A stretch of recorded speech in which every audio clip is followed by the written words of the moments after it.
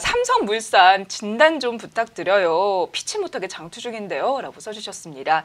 매수가 15만 5천 원에 50%이신데 사실 많은 투자자분들이 나는 뭐 단기, 중기도 괜찮아 라고 했다가 좀 물리게 되면 의도치 않게 기간이 계속 늘어지는 경우가 있어요. 삼성물산 어떻게 대응을 해야 될지 좀 청해보도록 하겠습니다. 네, 보통 이제 이런 경우가 많은데 물려서 장투를 하는 경우에도 이제 장투에 대한 기준이 있죠. 장투에 대한 기준은 가장 좋은 거는 어느 정도 좀 기업 실적과 여러 가지 펀더멘탈이 저평가이기 때문에 이거는 물려도 되겠다라고 생각해서 이 정도에 대한 손해폭은 감수하고도 길게 가보겠다라고 하는 게 가장 큰 장투의 가장 큰 중요한 개념입니다.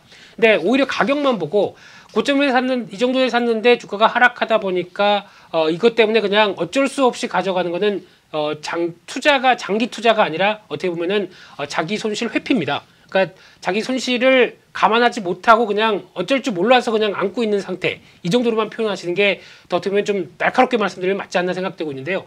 그런 거는 투자에 절대 도움이 되지 않습니다. 그런 관점적으로 봤었을 때 내가 장기 투자를 하건 아니면 단기 투자를 하건 왜 이 주식을 갖고 있는지에 대한 설명을 여러분께서 직접 한 3가지는 포인트를 해서 내가 왜 삼성물산을 이 가격에 샀는데 이렇게 돼서 뭐 기술적이나 아니면 여러 가지 내용들을 쭉 말씀하실 정도가 아니다라고 하게 되면 그거는 투자가 아니라 그냥 물려서 그냥 갖고 있는 상황밖에 안 됩니다. 그렇기 때문에 그거는 그렇게는 투자하지 않으셨으면 좋겠고요.